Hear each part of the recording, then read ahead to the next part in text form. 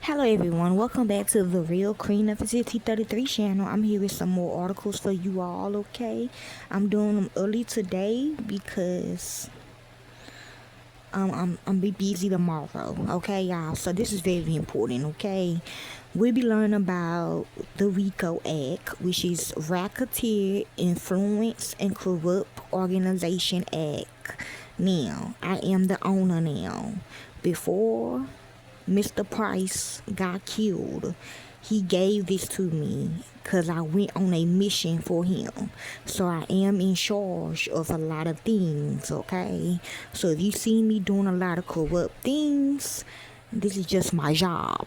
You see my badge on me every day. This is the badge.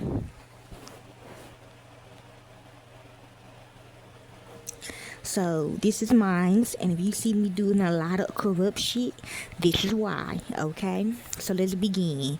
The Racketeer Influence and Corrupt Organization, which is the RICO Act, is a United States federal law that provides for extended criminal penalties and a civil cause of action for acts performed as part of an ongoing criminal organization, which you can see with the tape. So I can do what I can do. I do what I want to do, okay? But I'm a very sincere person, okay? So let's begin. RICO was enacted by Title IX of the Organized Crime Control Act of 1970 and it codified as 18 U.S.C. Chapter 96. This article primarily covers the federal criminal statute, but since 1972, 33 U.S. states and territories have adopted state RICO laws, which, although similar, cover additional state crimes and may differ from the federal law and each other in several respects. And as you know, my brother had it first when he did that for me in 1994. But him and Mr. Price both signed before they was murdered, assassinated, that I can get it, and it's proof. And Mr. Price and my cousin and my brother cousin, they got real lawyers too, waiting for y'all to come at me. Okay? History. G. Robert Blakey, an advisor to the United States Central Government Operation Committee, drafted the law under the close supervision of Senator John L. McClellan, which is me, the chairman of the Criminal Law and Procedure Subcommittee of the Central Judiciary Committee. It was signed into law by U.S. President Richard Nixon, my cousin. Prosecutors in 1970s used it to prosecute the mafia, which is why you see the mafia is gone, as well as others who was actively engaged in organized crime. In later years, prosecutors have applied the law more broadly. Yes, under RICO, a person who has committed at least 2 acts of racketeering activities, which you can see is happening right now. With the tape, it's the kill, and with me, it's to bring them home when it's time. Okay.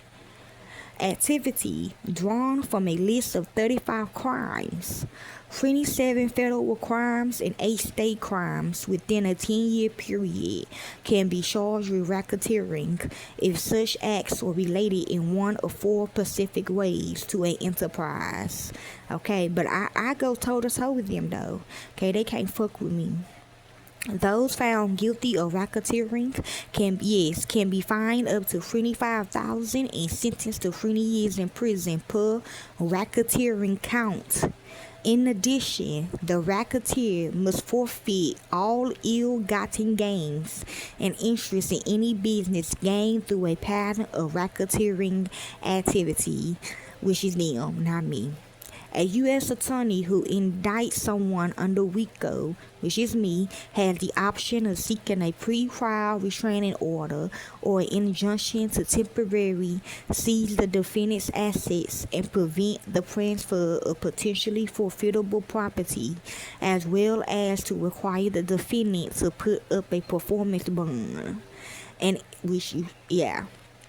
An injunction of performance bond ensures that there is something to seize in the event of a guilty verdict.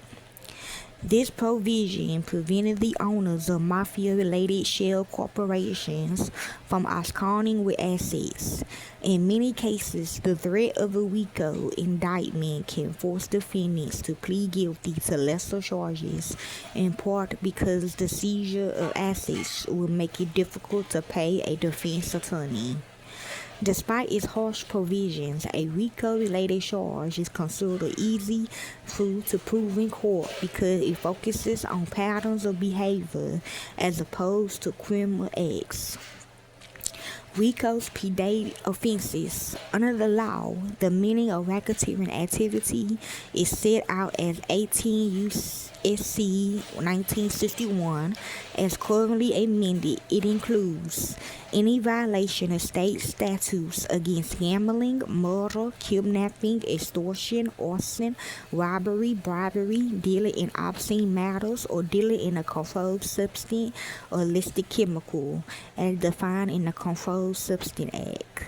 Any act of bribery, counterfeiting, theft, embezzlement, fraud, dealing in obscene matter, obstruction of justice, slavery, racketeering, gambling, money laundering, commission of murder for hire, and many other offenses covered under the Federal Criminal Code, Title 18.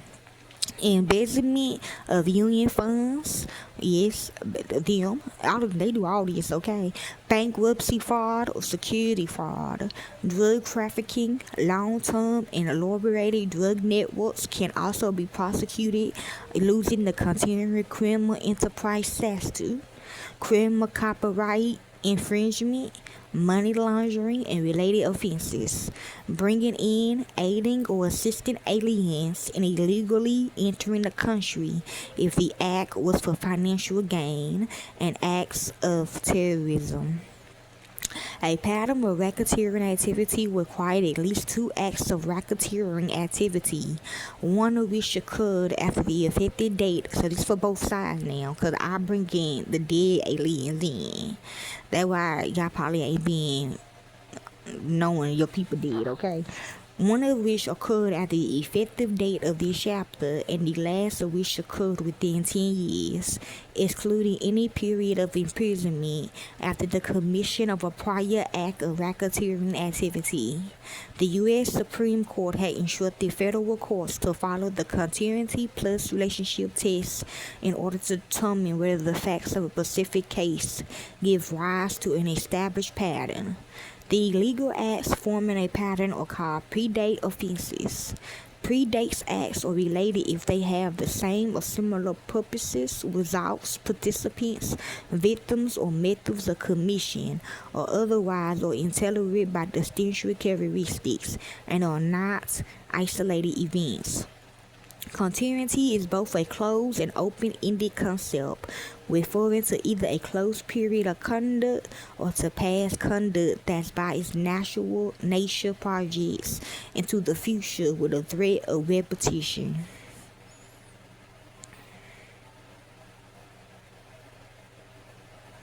Okay, and that's all I have to say. Hopefully this helps you all enjoy.